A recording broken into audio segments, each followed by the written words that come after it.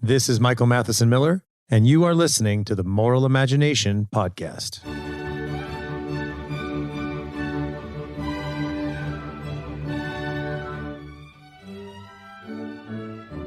Thank you again for listening to the Moral Imagination Podcast. I'm delighted to have as my guest Dr. Philip Ovadia. He is a heart surgeon, and we're going to talk about his book, Stay Off My Operating Table. So show notes you can find at themoralimagination.com. Also, if you like the podcast, please do give it a 5-star review at Apple Podcasts. Thanks to all those who supported me, Patreon, and thanks to those who have written reviews. And also, I have a newsletter that I send out about twice a month where I'll have links to podcasts, links to some essays I've written, and then usually a short essay on something. So one of them is on the social nature of the person, and another one coming out soon, Augusto Del Noce's analysis of the shift from pure bourgeois or Christian bourgeois to pure bourgeois and what that means. So sign up for that at themoralimagination.com. So I'm delighted to have as my guest Dr. Philip Ovadia. And, you know, listeners know I often do philosophy of the person, technology, et cetera, but I've done a couple of episodes on medicine. I've done 2 with neurosurgeon. And of course, we've talked about free will and philosophy on that one as well. But also one with Diana Rogers on nutrition and with Joel Salatin on farming and nutrition. And so today I want to continue talking about that because I think it's important that one of the problems we have is a certain like hyper reductionist, almost scientistic as opposed to science, a way of seeing things. And this has really affected the way we think about medicine. We saw this, of course, with COVID. We saw this, of course, with the standard American diet.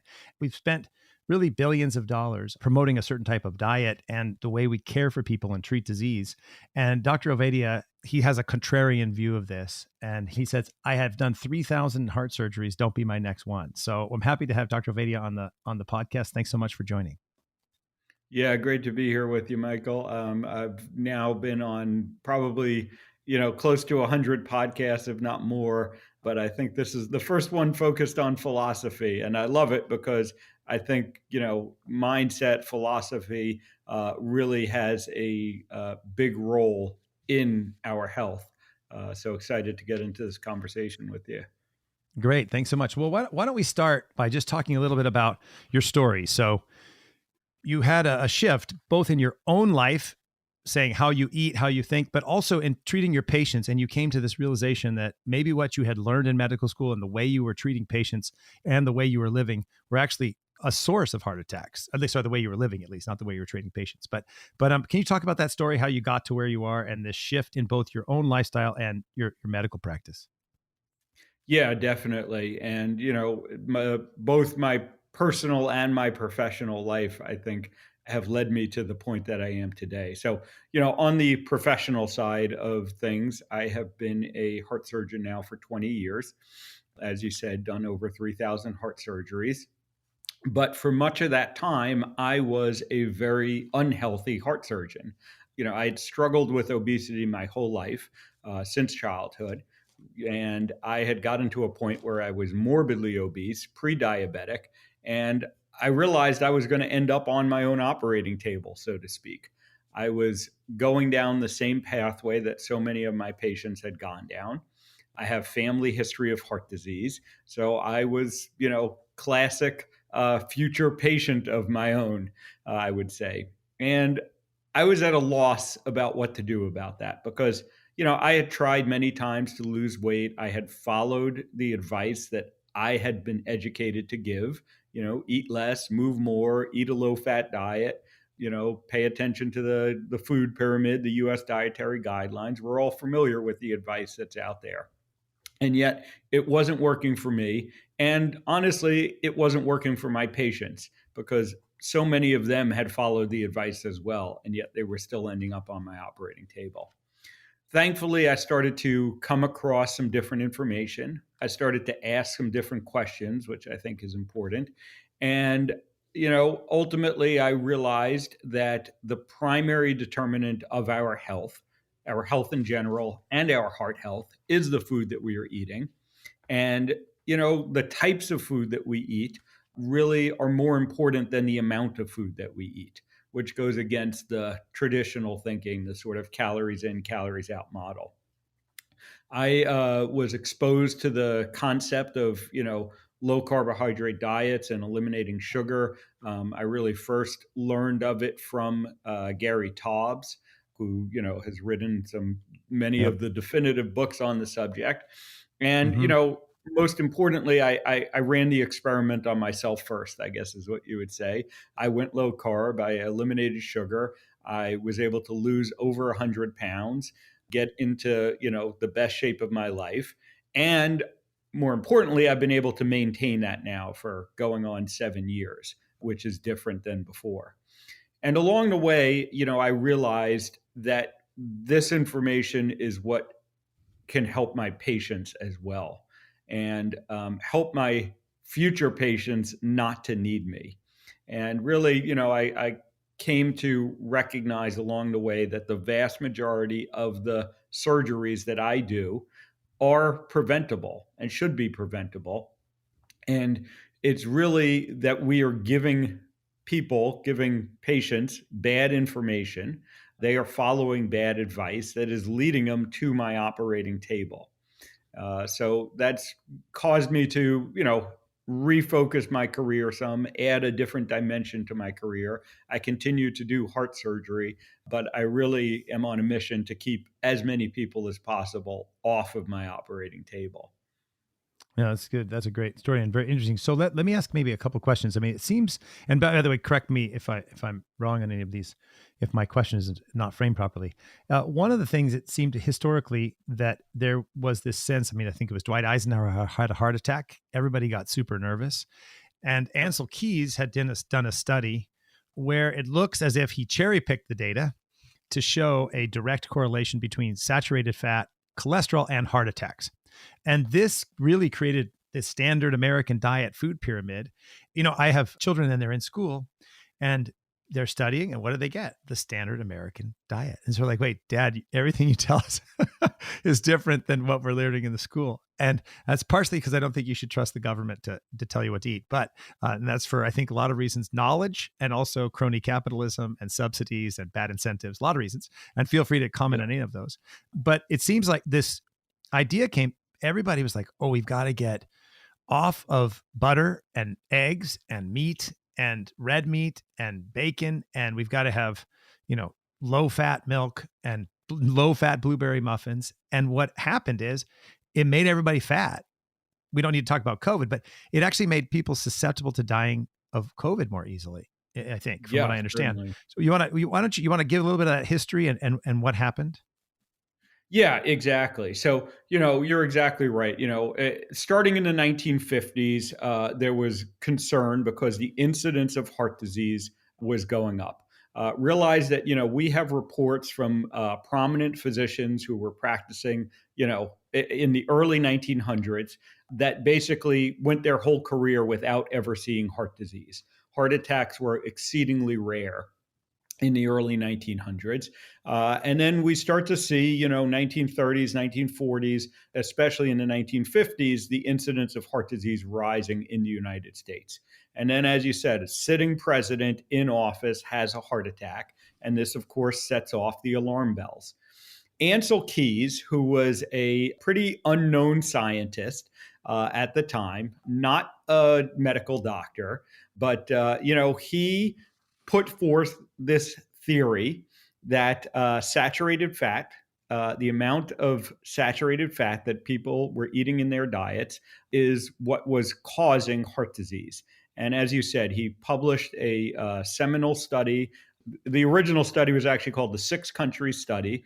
And in that paper, he graphs out the amount of saturated fat that's consumed at the population level in 6 countries and their incidence of heart disease. And it looks like a perfect line.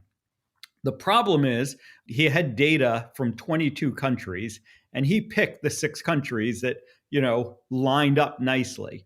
For instance, he did not use the data from France that at the time had the highest consumption of saturated fat and the lowest incidence of heart disease. But that then set us down a pathway where, this theory was then promoted. Ancel Keys was able to get himself to prominence. He was an advisor to the president's physicians. He got involved with the American Heart Association, and the train started down the tracks. And then, like you said, this reached the level in the 1970s that they were having congressional hearings and made the decision that the government needs to tell people what to eat.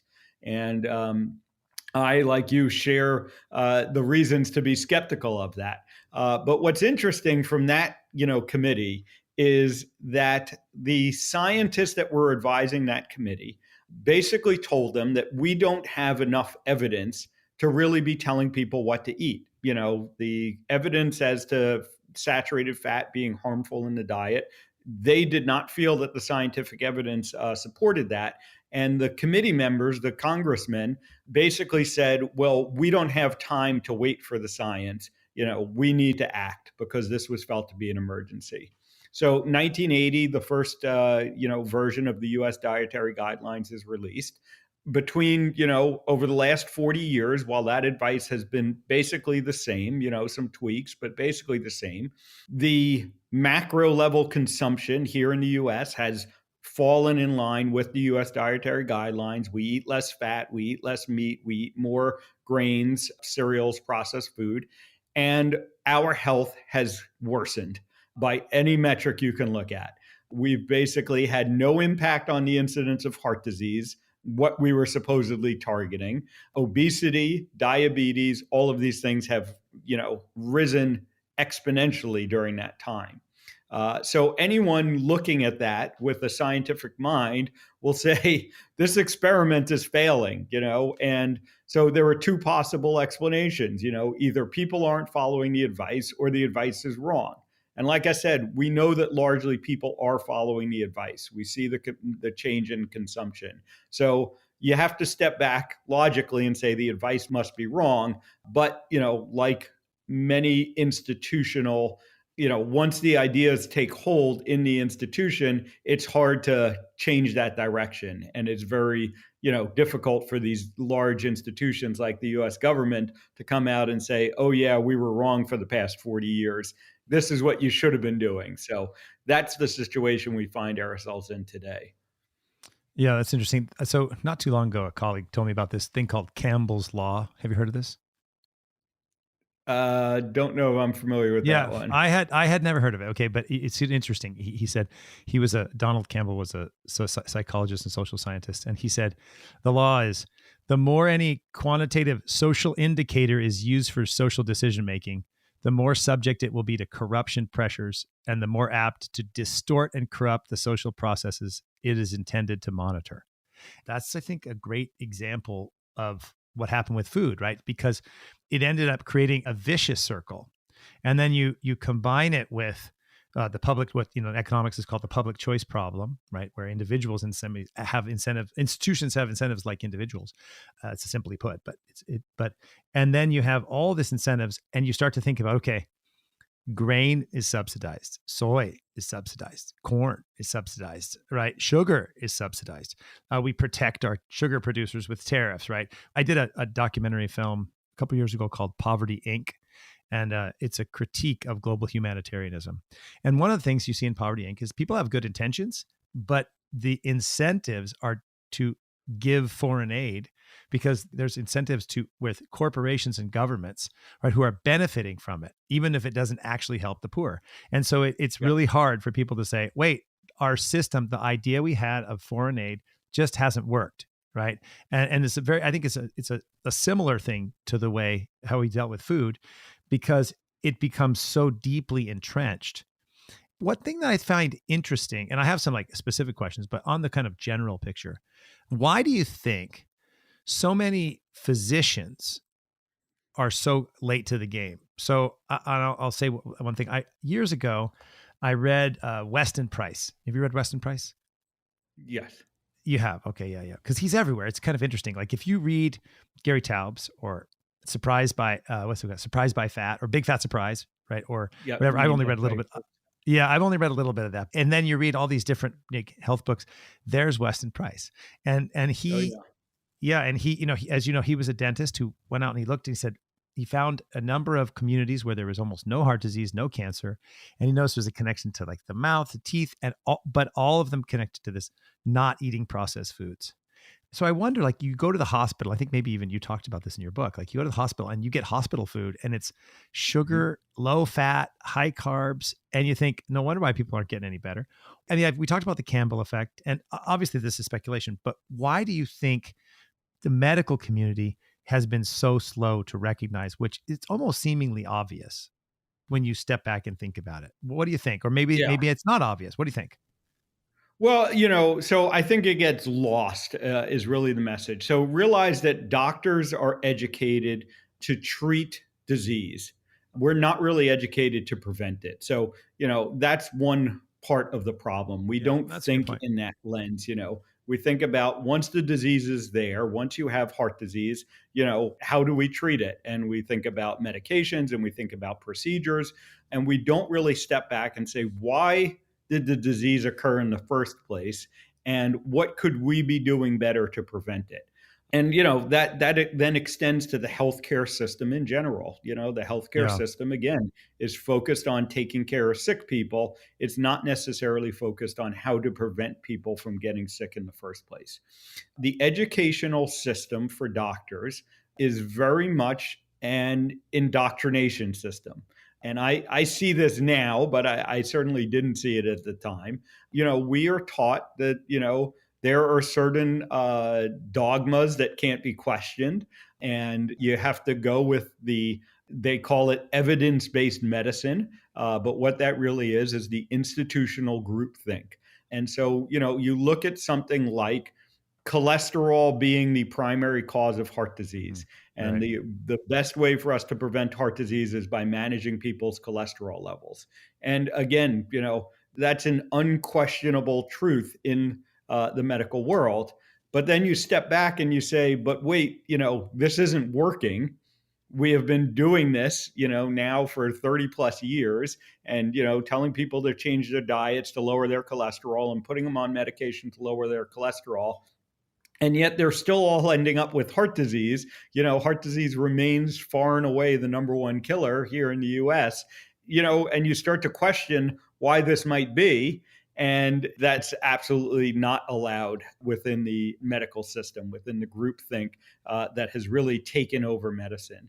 And the bigger issue that I see is that physicians are actively discouraged these days from independent thought, from Mm. asking questions. And that is a very dangerous trend. And it's not how we made all the great advances in medicine that we made. I go back, so I look at some, obviously I have a focus on the heart, and I look at the history of heart surgery, and I look at just some of the amazing developments that were absolutely crazy. Some of the things that got done, these things would never be allowed to happen today. But that's how we make progress. And, you can go through the history of medicine and you can find many, many examples of, things that were accepted as dogma that were later proven not to be true. Things like the germ theory of disease, very Right. Right. basic things. Semmelweis and washing Washing, hands. yeah, Yeah. exactly. Semmelweis and washing your hands, and people literally called Semmelweis crazy. He ended up in a mental institution. He ended up dying in a mental Mm. institution because he was so persecuted by his colleagues. And yet, today it's obvious that, yeah, you should have been washing your hands. So we have this environment that makes it very difficult for physicians to ask these questions.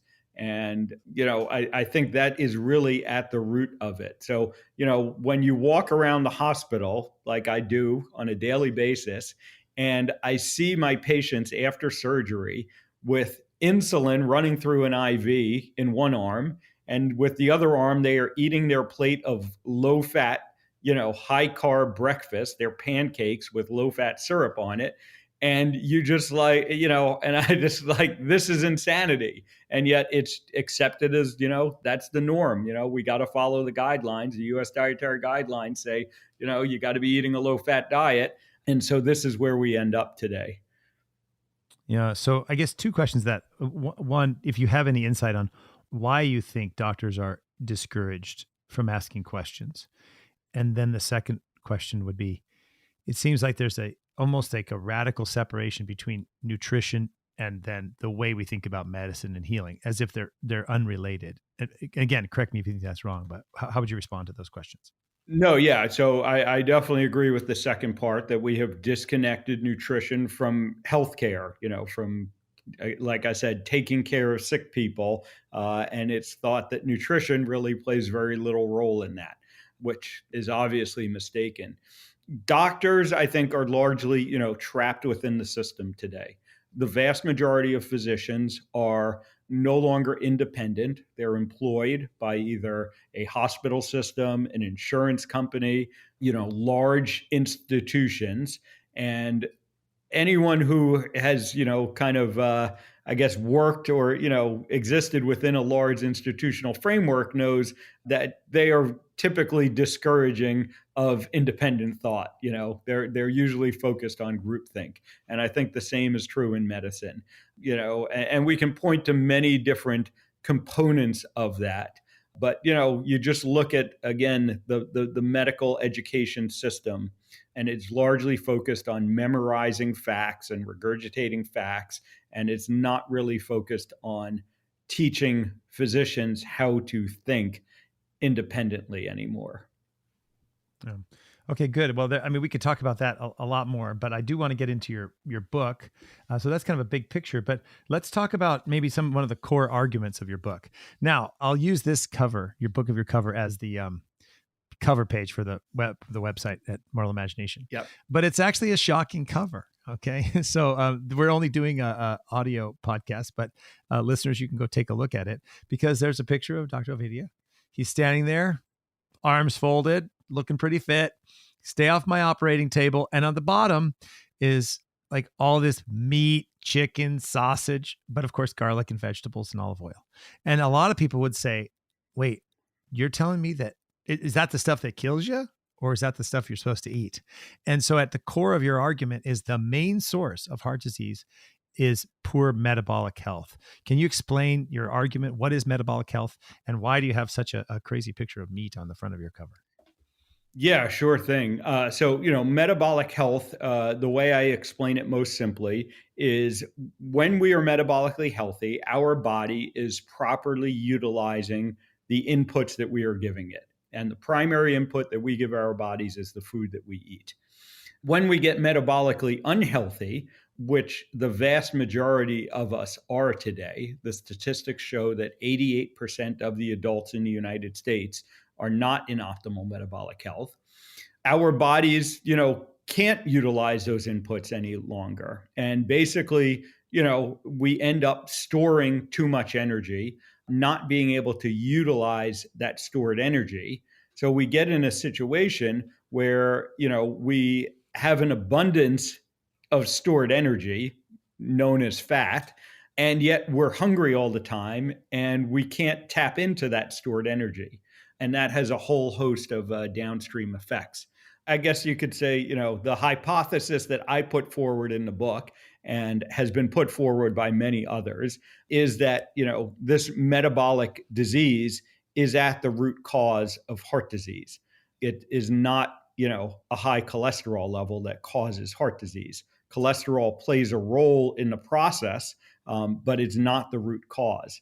And if you're not able to identify and address the root cause of a disease, you really have no chance of making a meaningful impact against it. So the natural question that first comes out of that from people is, well, how do I know if I'm metabolically healthy or not? And I think this is an important thing to touch on. And, I certainly go into it in the book in detail. But there are 5 basic measures that people should be looking at to determine if they're metabolically healthy. One of them you can check at home. Actually, a couple of them you can check at home, but starting with your waist circumference. Very simple. All you need is a tape measure. And you measure just above the level of your belly button. Best to measure it first thing in the morning. And if you're a man, the goal is for that to be less than 40 inches. And if you're a woman, the goal is for it to be less than 35 inches. The next thing that you should be looking at is your blood pressure. again, you can measure it at home. You can, any grocery store, pharmacy these days, they all have the little kiosk to measure it. And almost every time you go and see a doctor, you're going to get your blood pressure measured. And your blood pressure should be less than 130 over 85. And that should be without the use of medications. If you have been started on medication for high blood pressure, that is an indicator that you are not metabolically healthy. And then we look at some very basic blood work. Again, this is blood work that almost every physician checks, but they don't interpret it necessarily in this context. So they miss some of the signals that are in there. You want to look at your fasting blood glucose level. So in other words, the amount of sugar that's in your blood when you haven't eaten for approximately 8 to 12 hours. And you want that to be less than 100 milligrams per deciliter is the units here in the United States. And again, without the use of medications. Type 2 diabetes is one of the hallmarks of poor metabolic health. And finally, we look at the cholesterol panel, but we don't look at the one number that so many doctors focus on that cholesterol panel, the LDL cholesterol, nicknamed bad cholesterol, which is a inaccurate term that I'm not a fan of. But we actually want to look at two other numbers from that cholesterol panel. We want to look at your HDL cholesterol. And again, this is nicknamed good cholesterol. The reason is because we want it higher. Confusing to many people, but you want your HDL cholesterol to be high. Specifically, if you're a man, you want it to be over 40 milligrams per deciliter. And if you're a woman, you want it to be over 50 milligrams per deciliter. And finally, we look at your triglycerides. This we do want to be lower. And specifically, you want it to be less than 150 milligrams per deciliter. So, if you just look at those 5 numbers, those will give you an indication as to whether you're metabolically healthy or not. And as I alluded to before, only 12% of the adults in the United States are able to meet all 5 measures of optimal metabolic health. So that gives us an indication of how big a problem we are dealing with here. Wow. No, that's a 88%. What's that compared to, like, say, with Europe or other places where we have good stats? Do you know? Yeah. So, any of the westernized countries, the stats are bad, but not quite as bad as that. We see the incidence of diabetes, heart disease, metabolic diseases in general rising in all of these westernized countries. And it's really worldwide. It's hard to find populations these days that are not exposed to the Western diet and the processed food. But when you find those populations, what you consistently see is that they do not suffer from these metabolic diseases. They don't get heart disease. They don't get diabetes. Obesity is very rare in those populations. Cancer is very infrequent in those populations. Certainly if you go back historically, you can basically follow the path of processed food, Western diets being introduced, and the incidence of disease. And that's exactly what Weston A. Price did, as you said, back in the 1920s, when there were still populations that weren't exposed to these things. And he went and he studied those and he compared them to the Westernized populations. And it's very obvious what's happening. Yeah. So we'll go through, there's a lot there. So maybe we can start to break it down. And since this isn't a medical podcast, it's a philosophy podcast, I'll probably have some physicians listening. We got it. Other people are going to maybe want a little bit of explanation. So maybe let's go through a couple of things you pointed out. Before I ask you about cholesterol, I just want to ask one thing you've mentioned. Another measure that we should be looking at is your triglycerides over your HDL. Is that correct? Right. Yeah. Can you explain that really quick? Yeah, so that's kind of a shortcut, like if people want, one sort of quick and dirty test to tell if they're likely metabolically healthy or not, I usually point them to the triglycerides divided by the HDL. So you want that ratio. Important to note that the ratio needs to be done in US units. If you're converting to the, European units, the ratio changes.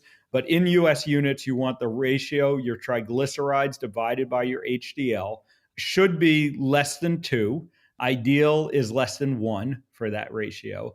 And the reason that that's so important is because it indicates what we call insulin resistance. And, insulin resistance is one of our medical terms, but basically correlates to metabolic health. When you're looking at sort of the physiologic explanation, what happens when we become metabolically unhealthy, it's really centered on insulin resistance. And what that means is that the cells of our body are no longer properly responding to insulin, which is one of the main signaling hormones in our body. And that ends up having an effect on the types of cholesterol, the types of lipids that end up in our bloodstream, cholesterol particles and lipid particles that end up in our bloodstream. And so that gets reflected in that ratio. So because, the cholesterol test has become so ubiquitous and, everyone gets their cholesterol checked, the useful information that you can get off of that is looking at the triglyceride to HDL ratio. And that's why I oftentimes point people in that direction if they're trying to figure out if they're metabolically healthy or not. Okay. And then one other just measurement question. And obviously, I'll say this probably more than once. This is not a medical advice. We're having a conversation about a book. Always talk to your doctor. I know Dr. Ovadia would affirm that. There's another cardiologist who says we should also look at total cholesterol over HDL ratio. What do you think about that? Yeah, so I don't think that is as useful because the problem we get into when we're looking at, and this gets into the controversy of how much of a role does cholesterol really play in heart disease and how useful is it to lower your cholesterol level as a preventative measure for heart disease. And the problem, that we really get into at a fundamental level is looking at the amount of cholesterol that you have is really not all that informative. We really want to know the types of cholesterol particles that you have in your blood, whether or not they are damaged cholesterol particles, because in a healthy environment, so in someone who is metabolically healthy, there's really no evidence that having a high overall cholesterol level is harmful. Now, again, like I said, almost everyone is not metabolically healthy, so you have to be very careful in interpreting what I just said. It does not mean that you should be ignoring your cholesterol level, but what it does mean is you should be paying attention to your metabolic health first and foremost. And if you get yourself to a spot where you are metabolically healthy, it is not clear that cholesterol, total cholesterol level is meaningful in that context. And some high level evidence to support that assertion is that about half of the patients that end up on my operating table or end up in the hospital with heart attacks, we have data in both scenarios, have what are considered normal cholesterol levels, specifically talking about total cholesterol or LDL cholesterol now.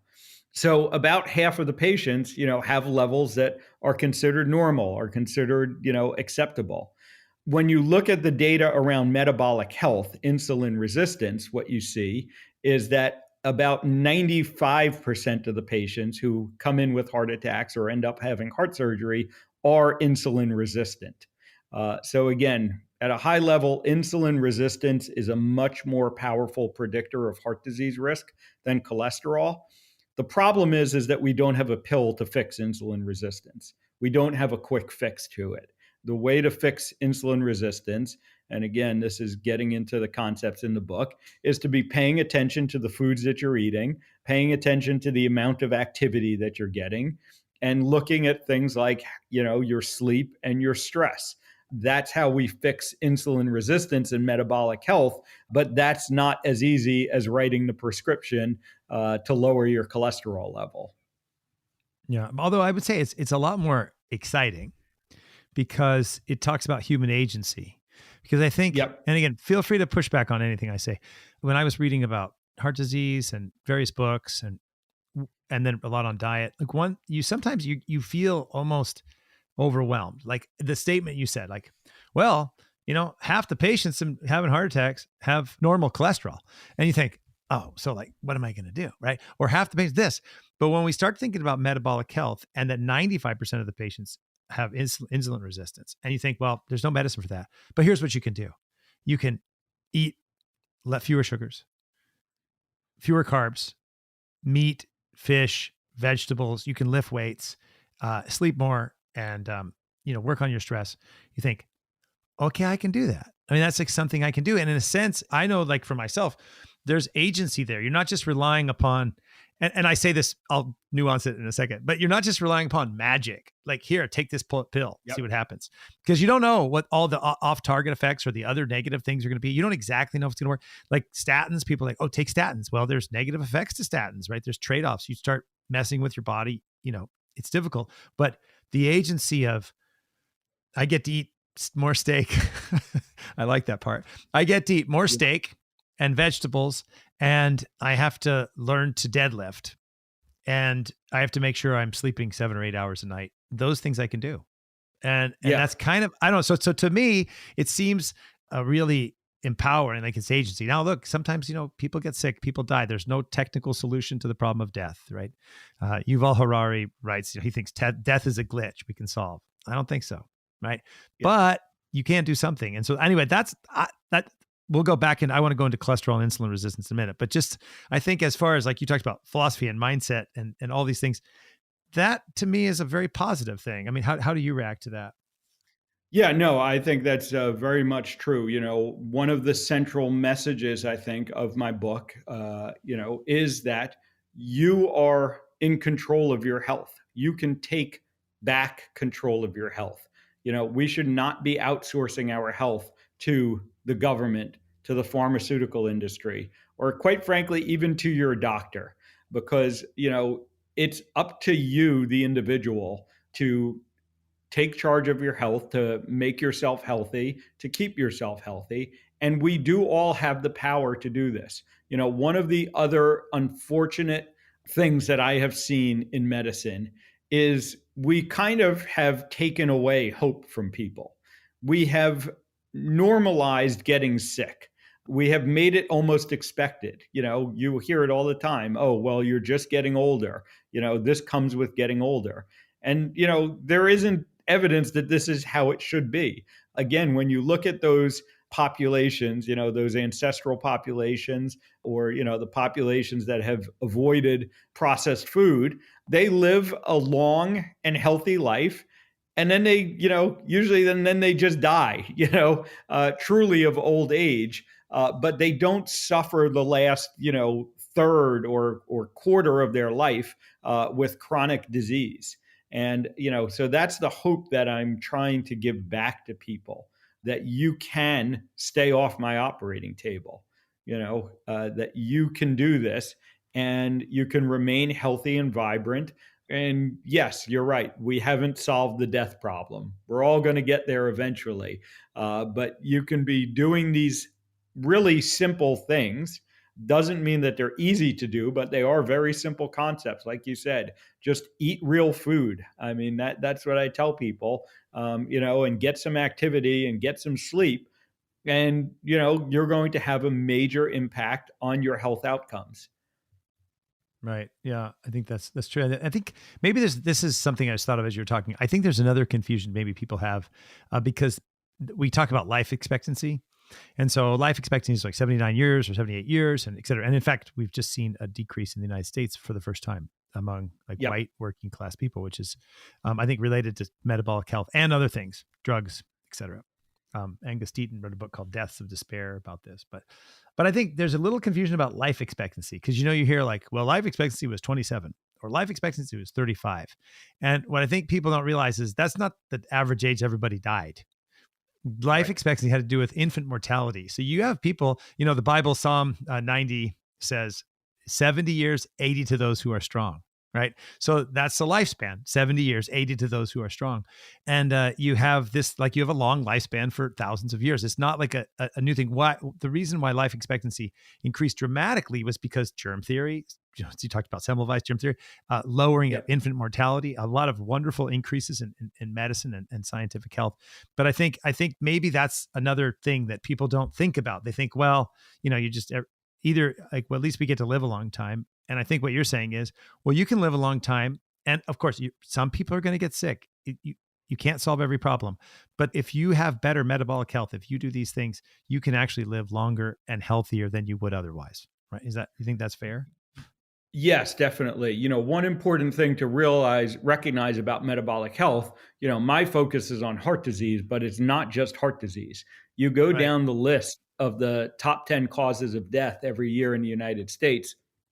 And 7 or 8 of them are clearly related to metabolic health. Many forms of cancer are clearly related to metabolic health. Diabetes, as I said, hallmark of metabolic health. Right. Alzheimer's disease, Yep. something that we've really, again, we're kind of mirroring the experience. What happened around heart disease in the 1950s is happening around Alzheimer's disease today because Oh, the that's incidence interesting. is going up so high. And Alzheimer's disease, all the evidence points to it being a metabolic disease. Many, Mm. scientists refer to it as diabetes of the brain. That's what's most powerful about metabolic health is that it's not just going to address, the top cause of death, heart disease, but it's going to address all of the top causes of death. And oh, by the way, for the past 2 years, that includes the COVID pandemic. And we know, again, that being metabolically unhealthy predisposes Right. you to getting COVID and having worse outcomes once you get COVID. And the messaging that I would have liked to see, and so many of my colleagues would have liked to see over the last couple of years, was get yourself metabolically healthy so that we can get ourselves out of this pandemic. That's why I said before is that, I mean, this is a little bit brutal, but I mean, if you look at like the United States government's recommendations for eating made people fat, obese, Yep. gave them diabetes. And it's so, in some ways, frustrating. Like, there's all these people are fat, and everybody goes, oh, Americans are fat. Americans have diabetes. Yeah, because they obeyed the government and then the crony capitalists and the subsidies and all this stuff. And so I'm not saying they're not at fault. Everybody has human agency. I'm not denying free will or anything, but I'm saying like, you think you're doing your best. You're like, okay, give me skim milk and some granola and a non-fat blueberry muffin. No, I won't have the eggs and bacon with butter that I really want. Right. I mean, people made sacrifices to not eat eggs and bacon, to eat margarine, and it ended up actually making them susceptible to death from COVID. I mean, do you think that's too Yeah. strong or it's accurate? No, I think that's exactly right, and that's why I think we really need to be pushing back against this because how do we overcome that? The answer is, we as individuals need to basically start ignoring the advice. And the problem becomes, we are now in an environment where that becomes very difficult. We are literally surrounded by this processed food that was created in response to these guidelines. It's promoted, it's advertised. Starting from birth, we are exposed to it. You look at infant formulas, and they are, high carbohydrate processed foods. There is a physical addiction component to this. Sugar is addictive. Yep. Again, Yep. we have plenty of science. Everyone, most people have probably heard the study reference that suggests that sugar is more addictive than heroin. So this has literally been baked into society, and so it becomes very difficult to buck those norms. And when you're out there, like myself, just saying, well, just eat whole real food. Basically, if you're walking into a supermarket, you want to ignore 90% of the supermarket because that is not food, and you just want to kind of stick to that outside, the produce and the meat and the dairy, and you're going to be fine. But it's increasingly Hard. difficult to live like that. Yeah, I think a couple of things. So, listeners, some of you may remember, but I had a podcast with my good friend Jay Richards. I've had a couple, but one on his book "Eat, Fast, and Feast," which I'll talk about, and another one with Diana Rogers on nutrition. So, Jay Richards in this book "Eat, Fast, and Feast," he's talking about thinking about how to fast, right? And so, Mhm. you know, Jews, Christians, Muslims fast, right? And he Yep. said it's really hard for people to fast. And so I'm Catholic, and Catholics have to fast. We have to fast in Lent and other times too, but especially Lent. And so he said, and I'll do this short, but listeners, if you heard it, apologize. And if not, go listen to this episode because I think it'll overlap with a lot of what we're talking about in this conversation. And he points out, like, imagine if, say, okay, the three eminently good works in Lent are fasting, prayer, and almsgiving. So imagine if you're like, okay, I'm just going to pray for an extra 10 minutes and you got excruciating headaches and you said, I'm going to be a little bit more generous with my money. And all of a sudden, like, your arm was filled with pain as you tried to give the money away. He said, that's what happens to us when we fast, because we're so used to this like 2-hour cycle and I want you to explain this in better terms than I will, but we're so used to this 2-hour circle of like getting like our sugars. And so what happens is we think we're hypoglycemic when in fact, we're not hypoglycemic. We've just habituated ourselves to having immediate need and crash because we're not in metabolic health. And so this is, I think, what he does in his book is he says, look, here's a way to start. Like, start by doing your intermittent fast for 8 hours, then get it to 10, then get it to 12, right? Start by going on a keto diet. And what happens is over time, you stop storing all this energy. You start to be able to use energy and be able to live without immediate sugar highs. But as you say, it's hard in the beginning. And so it seems overwhelming. And one of the reasons I liked Jay's book is not only is it like practical and like a kind of a broad thinking in terms of mental, spiritual, and physical health, but also because it's a model. Like, here's how I do it. It's very hard to go from the standard American diet to carnivore. You're just going to fail almost certainly, right? But if you go on a ketogenic diet and you drink some butter coffee and you kind of make it easy on yourself, I think you can transform. So, I mean, go ahead and comment on that if you have any additional things. But I just thought it was really important that your point that it's not easy, but it is very possible. Yeah. So, fasting, I agree, very powerful tool for improving your metabolic health. I take a little bit of a different approach to it. And, what I want people to do is eat in a way that they are hungry less often. So oftentimes, people will look at something like fasting and they'll say, okay, I got to fast for 8 hours. I got to fast for 12 hours. I got to fast for 16 hours. And they're kind of, white knuckling their way through it. And, that it's not sustainable. And oftentimes you end up overeating, to compensate for the fasting time. And instead, what I try to get people to do is look at the food that you're eating. And when you eat something, again, it should make you less hungry. But all too often, the foods that we eat make us more hungry. And again, this is what processed foods are designed to do. Looking at it from the food company's standpoint, they are like every other corporation, and their mission, their calling is to increase their profits, is to make, more money. So if you're a food company, what do you want to do? You want to make people hungry more often, so they'll buy more of your food. And we have to, again, step back and look at, you don't even have to go on the evolutionary scale, just go back to your grandparents or great grandparents. And the likelihood is that they were eating, twice a day, maybe 3 times a day. They were not eating 8 to 10 times a day, which again is what the statistics show today. The average person consumes calories, and this includes drinking calories, which is its whole own problem. But the average person consumes calories 8 to 10 times a day.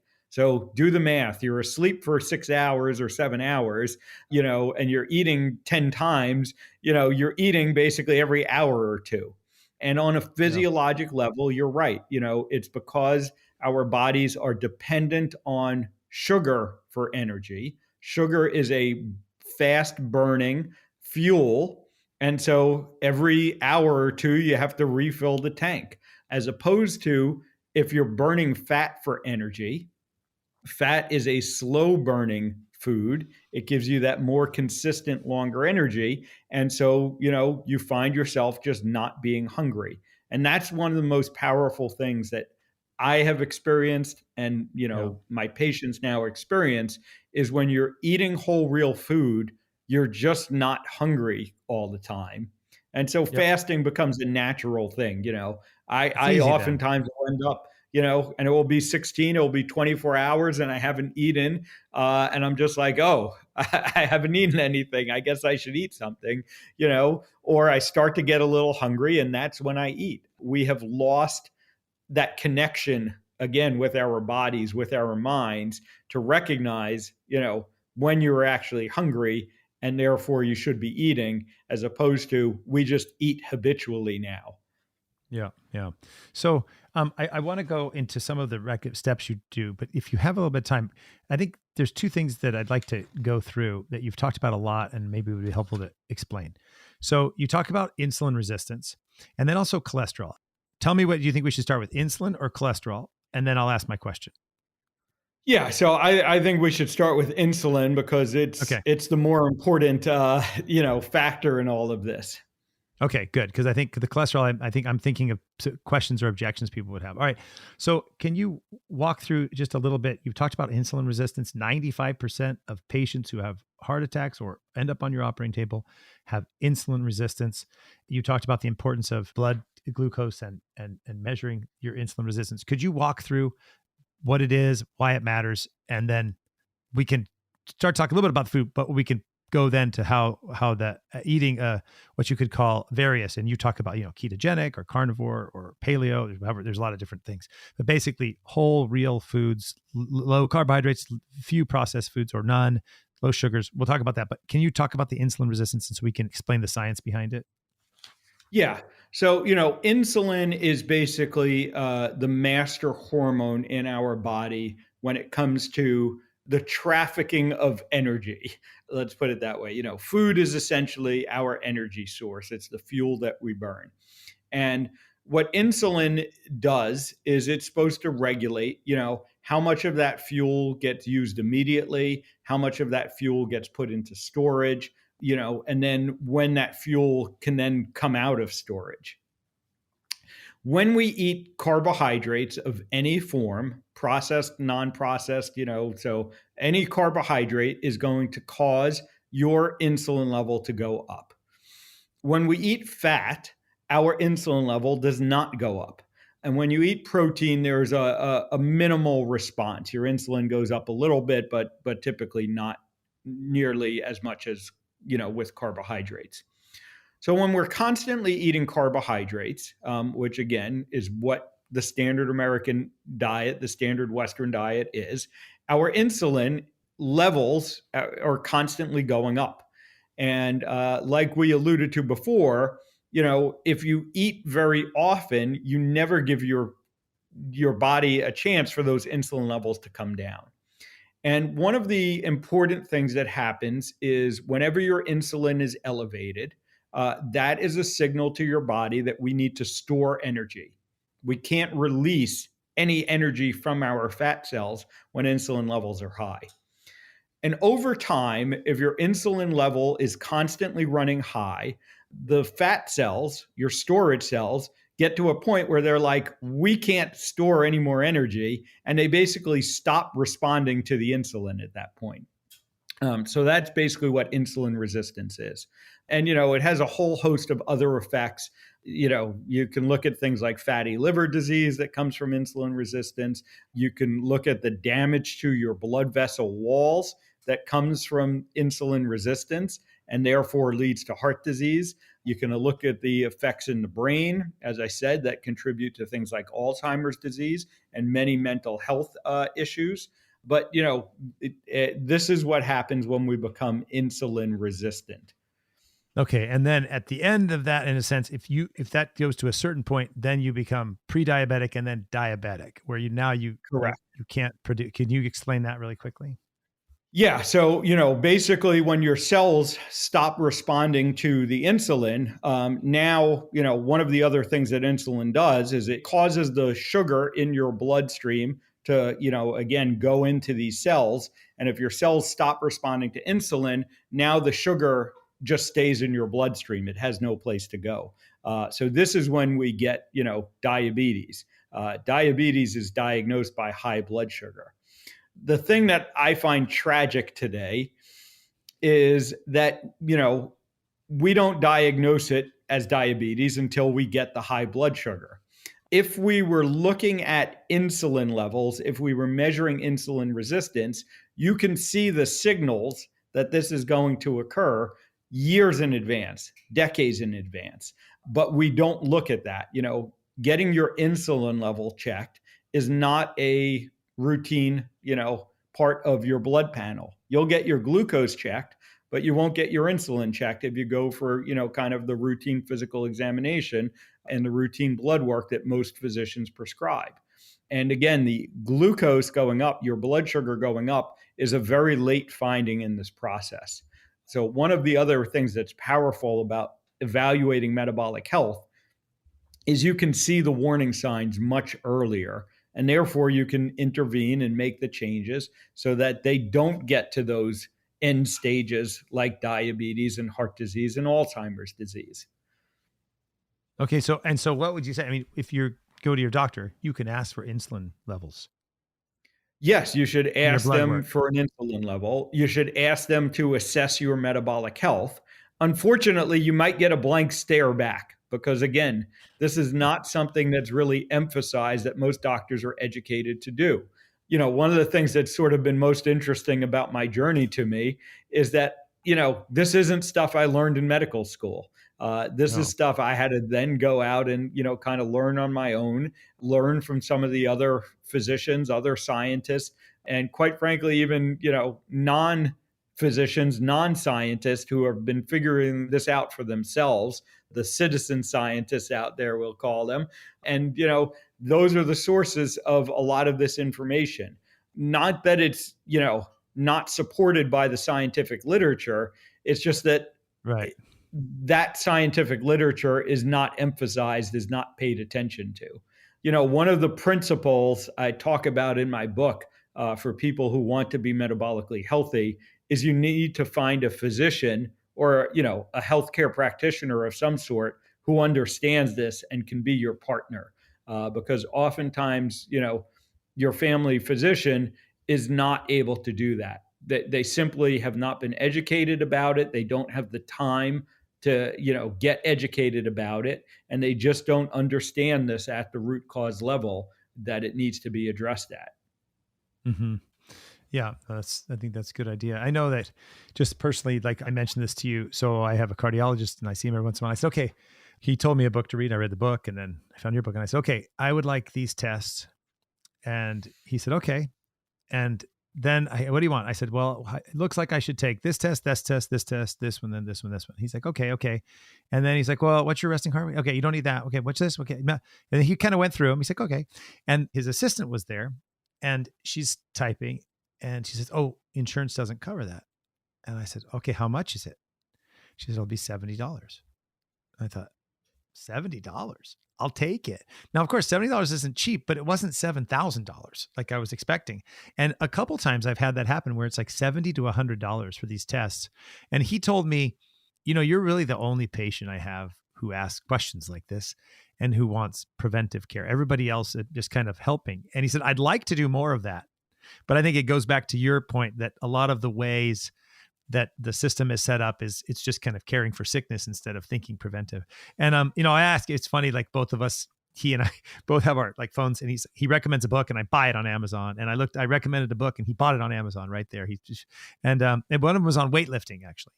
And, he read the whole thing and like, and on weight and the effects of heavy lifting on metabolic health. And it's very interesting.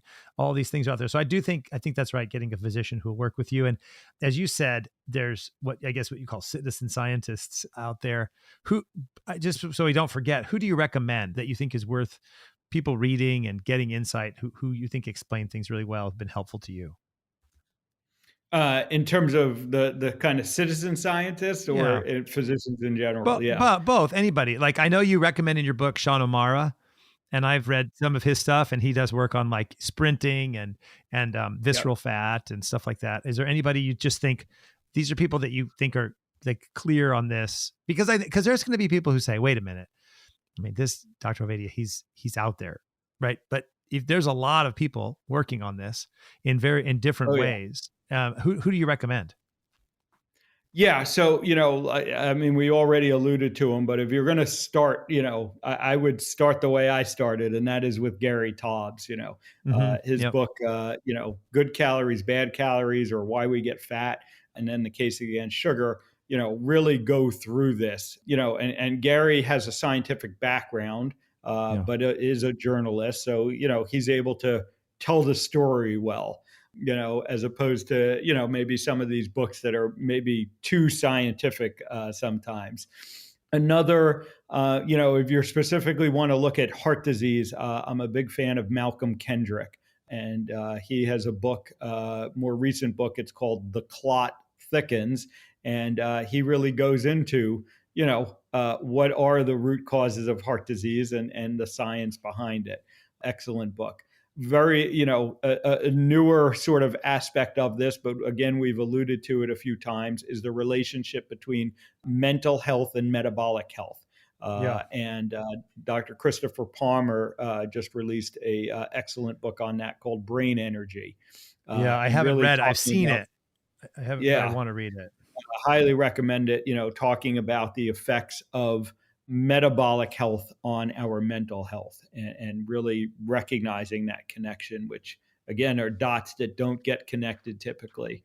And there are many other excellent, books out there on the subject. Dr. Robert Lustig, Metabolical, is a good overview of metabolic health as well.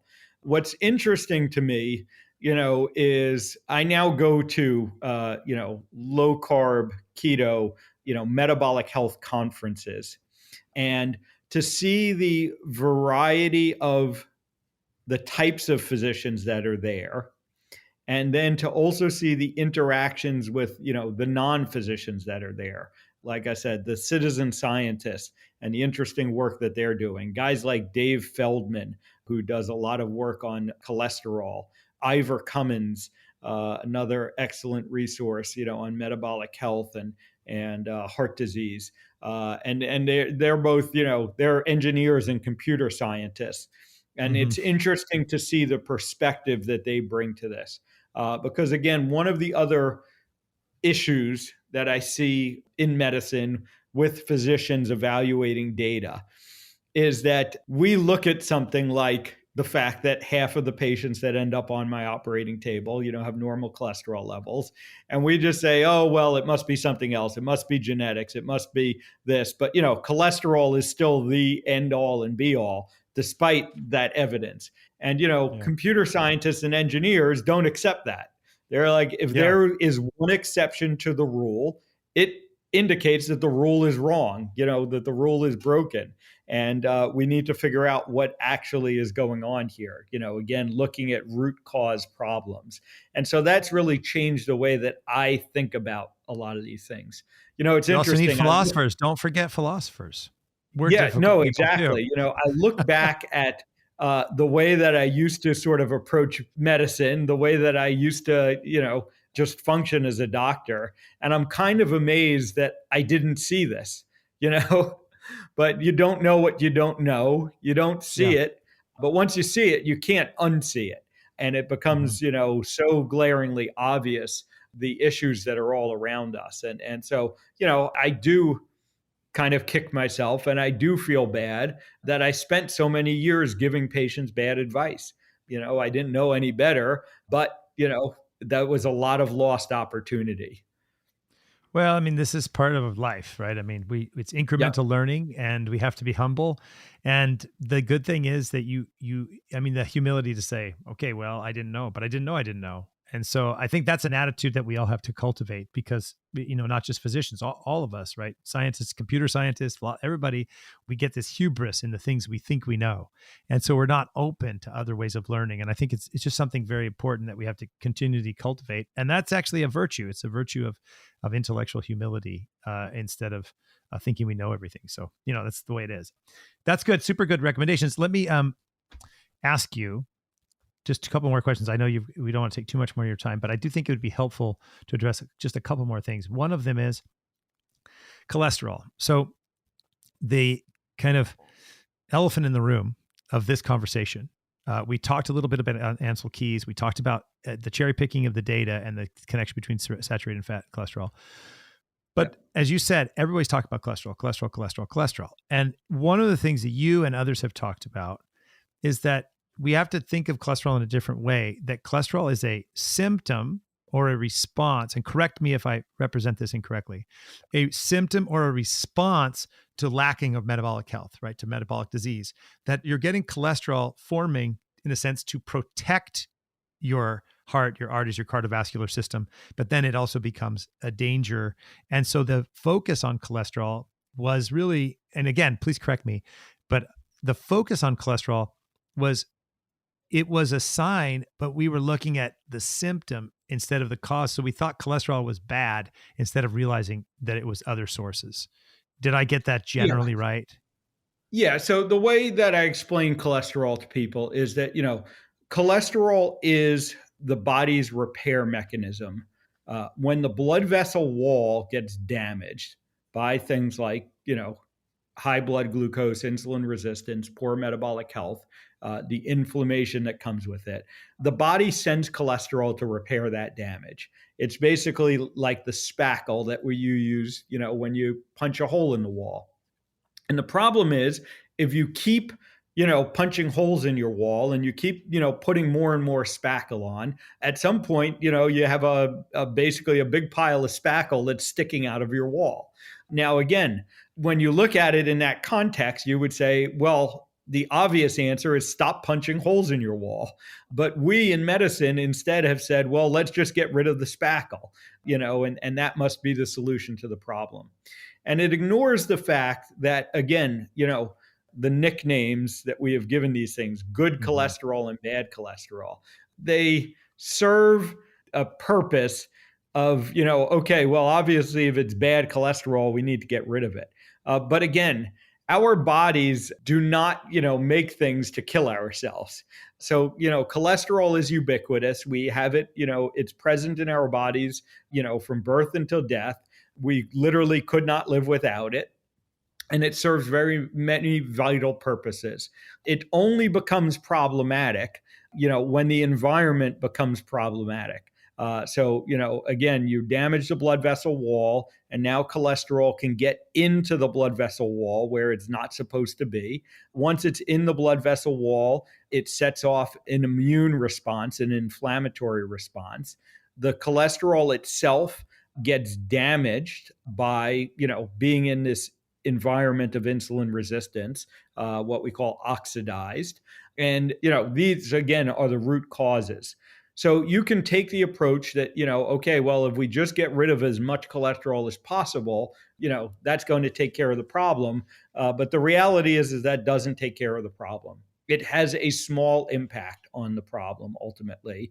And when you look at the true statistics around, cholesterol lowering medications, you see that their impacts are actually pretty small. There's a lot of advertising that makes it seem like they're larger, and we can get into all sorts of the statistical trickery that goes into that. But in the end, like I said, cholesterol is clearly not the root cause of heart disease. And if you're not addressing the root cause of a disease, you're not going to be able to make the meaningful impact that we want. And I can point to the high level evidence of that. Again, cholesterol lowering medications have been the number one class of medications prescribed for the past 30 years. And there has been no meaningful impact on the incidence of heart disease over the past 30 years. And people will say, okay, well, what's the harm in lowering your cholesterol? Well, the harm in lowering your cholesterol is, the dietary approach that was taken because we wanted to lower people's cholesterol levels. Again, low-fat diet, highly processed diet, more carbohydrates, more sugar, and it has made the problem worse instead of making it better. And so that really becomes the harm. The pharmaceuticals we can go back and forth on, and it's a very complex discussion. But the food approach that we took because of this notion that we needed to lower cholesterol levels is really, I think, the bigger issue. Okay. Yeah. So let me summarize this. So what you're saying is we can talk about there may or may not be negative impacts of statins, right? Which is a cholesterol medication. Right. So we can talk about that. And that's an important thing to talk about. We can talk about the pharmacological approach to medicine. But one of your main concerns is that especially through media and the government, in the mind of Americans, you have to lower cholesterol. And you do that by not eating meat, not eating red meat, not eating eggs, not eating cheese, not eating butter, not eating cream. But actually, what you're arguing is that's what we should be eating. We should stop eating the non-fat blueberry muffins and the low-fat milk. We should be eating those, meat and cream and cheese, because those things give us more energy. They're important for metabolic health, and they're important for our mental health. Did I summarize you correctly? Yeah, exactly. And Okay. again, these are the foods that we evolved as human beings eating. So again, if you want to look at it from an evolutionary standpoint, it wouldn't make sense that, our bodies would negatively react to foods that have been in our environment literally for millions of years. That just is not the way that evolution works. So that is, another central, I think, piece of evidence. And it's only, in modern times that we basically created a problem that we thought we had to fix. One of my favorite sayings is that, human beings are the only species smart enough to invent their own food and dumb enough to eat it. Yeah, that's a good one. I think this connects really to the moral, what the moral imagination is. So, Edmund Burke said we've emptied out the wardrobe of the immoral imagination, and we have this almost like very reductionist, hyper rationalistic view.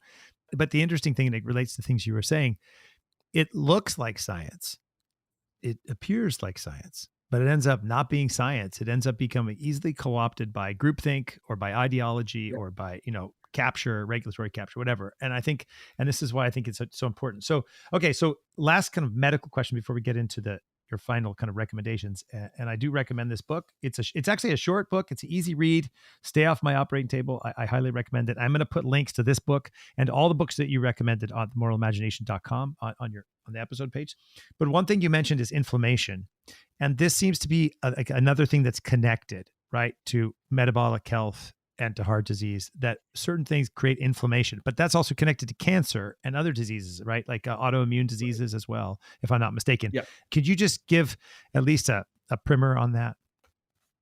Yeah. So, what I would say is that, inflammation is intimately related with metabolic health, and it's kind of a two-way street. So, when we become metabolically unhealthy, and like I said, we start damaging the blood vessel wall, and then, cholesterol gets in there as a repair mechanism, and it sets off an inflammatory response. So, inflammation becomes a marker of poor metabolic health. However, we also know that diseases that, start with inflammation, things like autoimmune diseases, which is basically in many cases, what happens in autoimmune diseases is your body is reacting to something, that's introduced from the environment. That can oftentimes be food, that can be other triggers, that get in from our environment, and it sets off this immune reaction, which, an inflammatory reaction in our bodies.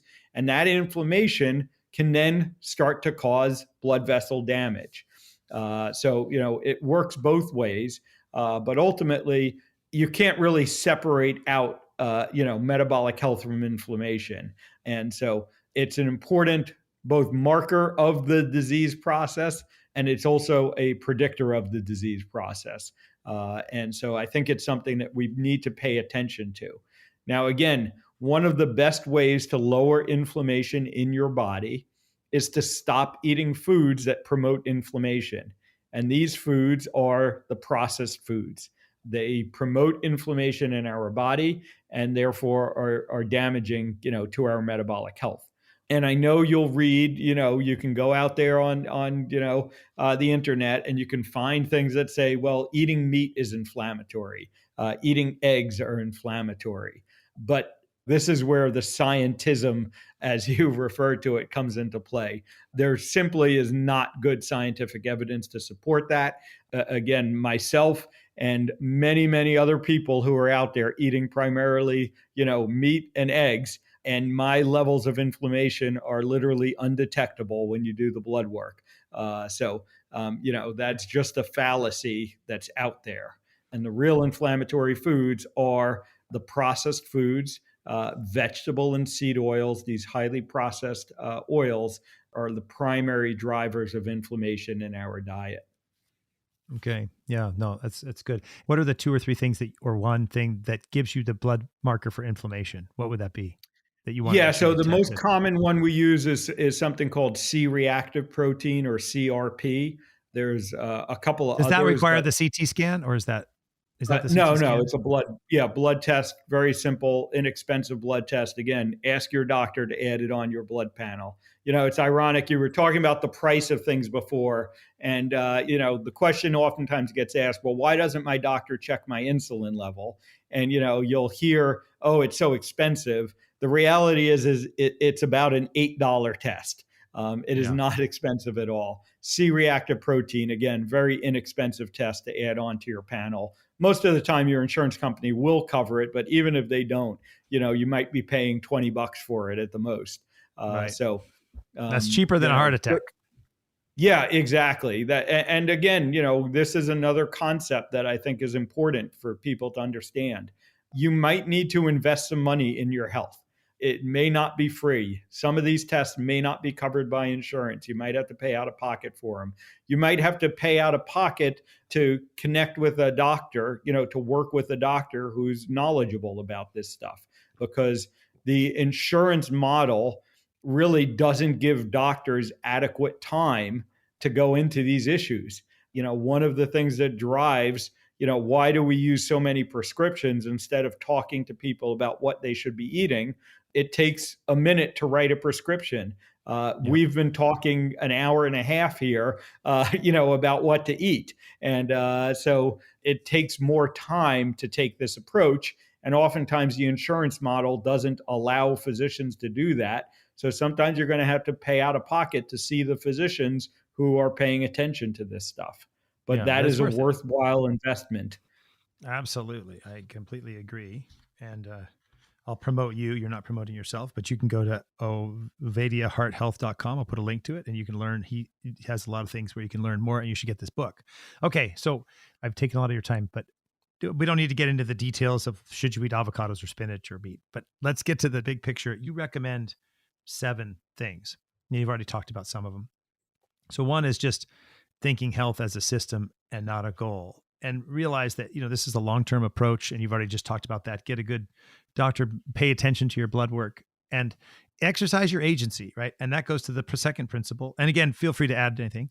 Eat real whole food. And so we've talked about this before, that we want to avoid the processed foods, stay on the outsides of the supermarket. And then you go through the distinctions, and people can read about keto and paleo and various things. And there's, a lot of ways to think about this, but make sure that we're focused on eating real whole foods. And then you also talk about move and exercise. And so let's add anything you want on the food thing.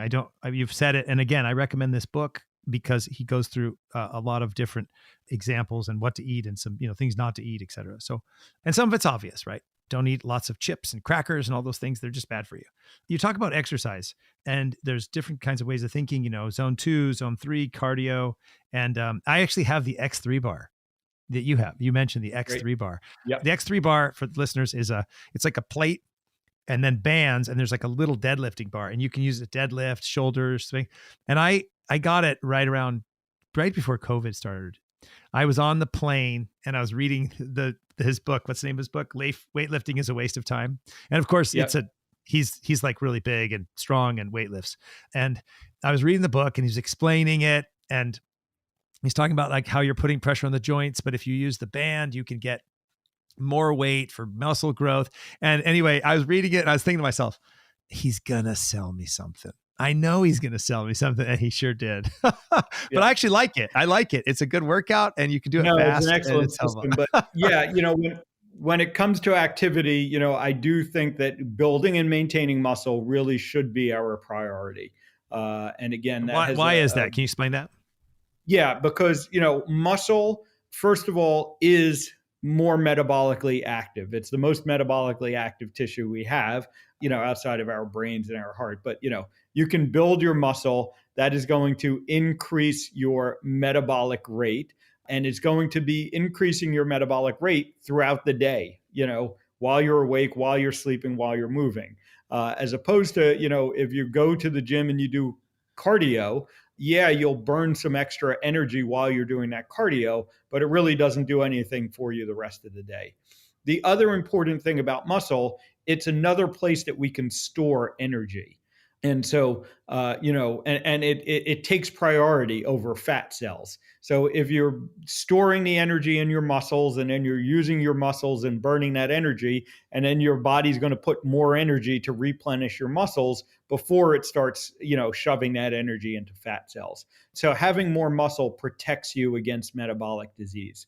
And finally, there is a very deep body of scientific literature around the more muscle you have, the more muscle you're able to maintain as you get older, not only the longer you live, but the better quality of life that you're going to have. So that's why I really emphasize with people, prioritize building muscle, building and maintaining muscle with resistance exercise. It can be body weight resistant exercise. It can be lifting weights. It can be, resistance bands like the X3 system, but prioritize building muscle first.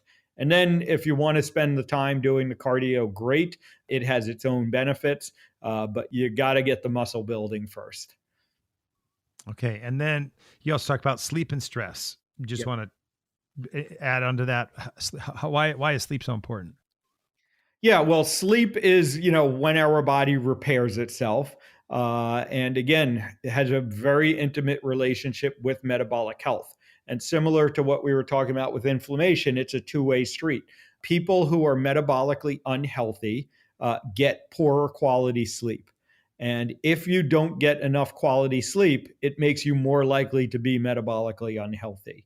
There are a lot of reasons that might be, but, ultimately, getting enough quality sleep. Now, one of the things I talk about in the book that, again, might not be the way that most people understand it, is it's not about the amount of sleep that you get.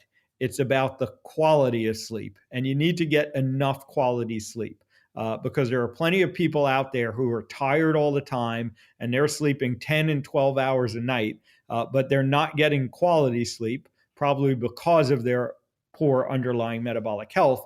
And so that's not going to be useful.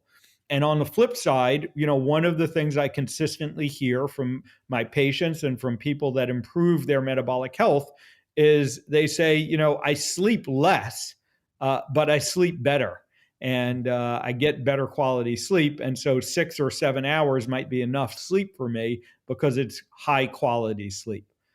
So again, don't necessarily focus on the total amount of your sleep. Pay attention to the quality of the sleep that you're getting. Okay. Yeah. I find, for example, if I have any more than 2 drinks and it's closer to bedtime, I wake up and I think there's a reason for it, right? At about 4 hours, you get a jolt. So you're really also, I think, moderating alcohol use, but also don't have it before you go to bed really helps. Is that correct? Yeah. Alcohol certainly impairs sleep. Having a high carbohydrate meal too close to your bedtime is going to negatively affect your sleep as well. Yeah. So, okay. Another reason to be avoiding high carbohydrates. Right. Okay. So here's just a couple of quick questions. You talk about stress. A lot of people recommend things like cold therapy for stress, but also people like Wim Hof argue that cold therapy, like taking a very cold shower or an ice bath, is also very good for cardiovascular health. What's your take on that as a heart surgeon? Yeah, so I would say, it's interesting. There is evidence that cold therapy, cold exposure can be good for our metabolic health and our cardiovascular health. And there's also a lot of evidence that warm, specifically sauna, is very good for our cardiovascular health. So you can look at both sides of it. Ultimately, what I tell people is it's probably lower on the list. You got to get Hmm. the other stuff first, get your diet, dialed in, make sure you're getting good sleep, make sure you're getting enough activity. And then, you can be paying attention to some of these other things. Yeah. And there are lots of things on that list. But if you get down to that point that you're paying attention to those things, you're probably going to be doing okay. So there is evidence that, things like cold exposure and sauna can both help with cardiovascular health.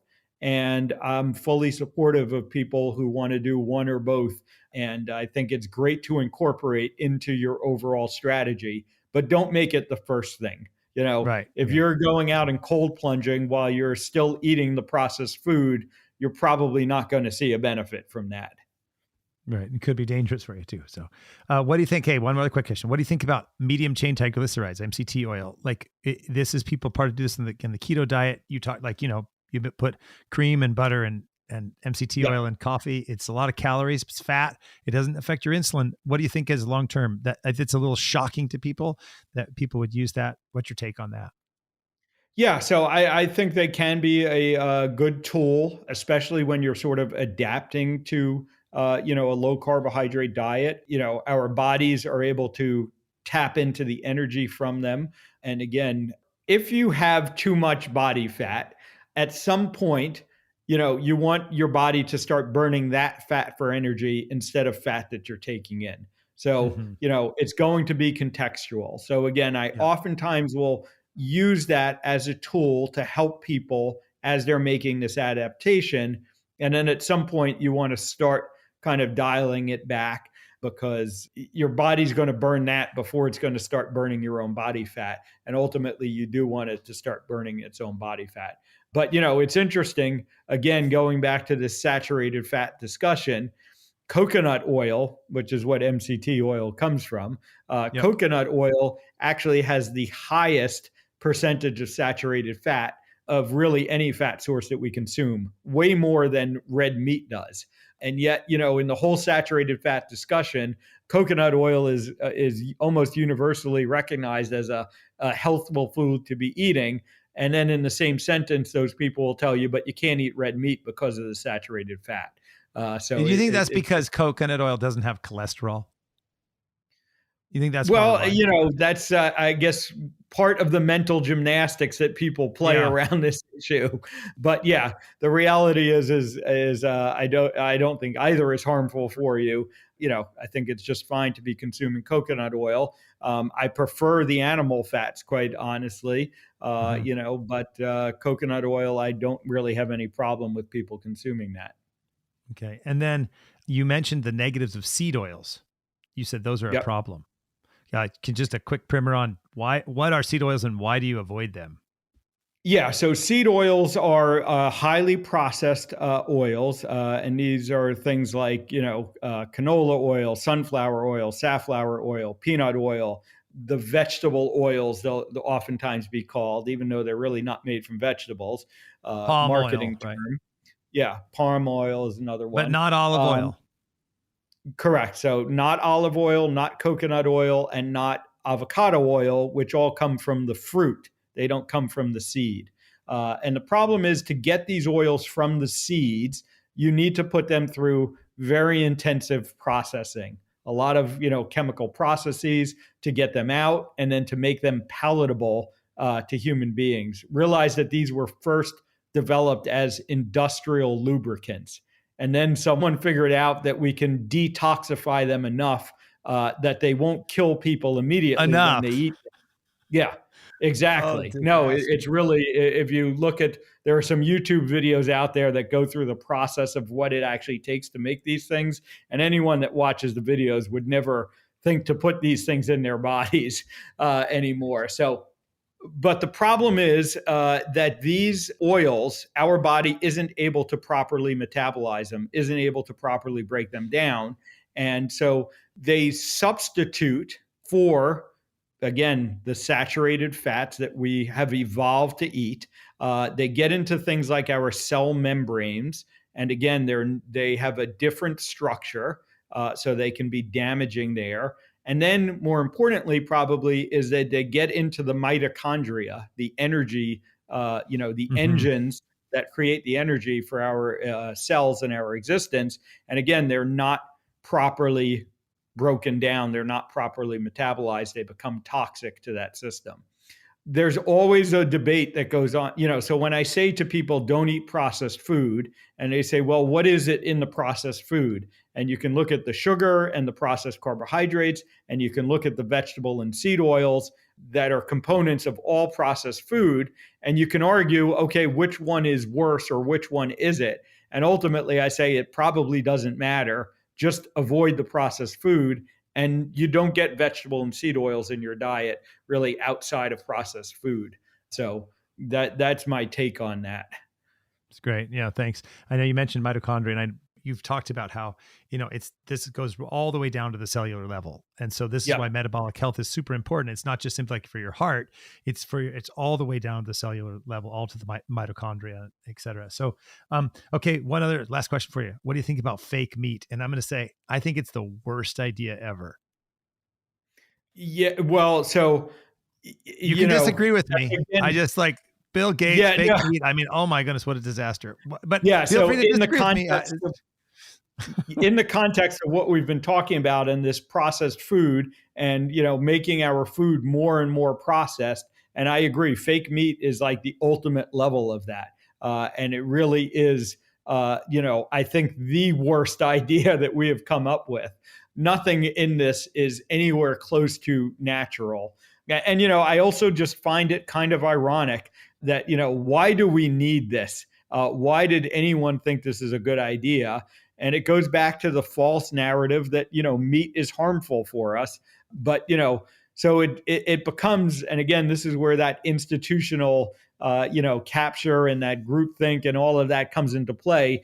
That we have to, so if you were to believe that meat is bad for you, then just eliminate meat from your diet. Like, why would you need a substitute for it? And then why we're going to then go to the extreme of creating this highly, chemical slop, which is all that it is, to then substitute for the meat is just an insane idea. Thankfully, again, this is where the free will, the market is speaking. We all know that these companies have just been tanking, and no one's buying this stuff. It's interesting because, obviously the people who, in my community who believe meat to be healthful would have no reason to ever buy this stuff. A lot of the vegan community, the whole food plant-based community, that is really doing veganism for the health aspects of it, as opposed to some of the other reasons that people do veganism, they won't eat that stuff because they recognize it as highly processed garbage.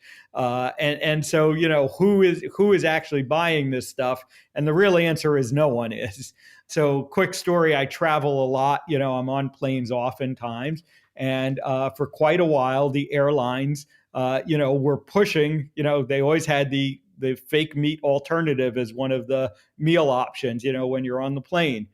And invariably, it would be the last thing, you would get to kind of the back rows, and the stewardess would just be saying, that's all we have left. That's the only other option. And almost Exactly. universally, everyone would say, well, I'll just not eat, That's so right. Well, this is important, yeah, I actually. agree with you. It really is a bad idea. And I think Bad. the people are aware of that.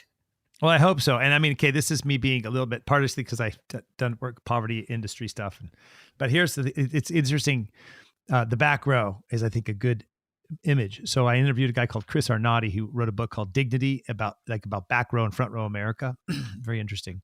And the back row, who's going to get the fake meat?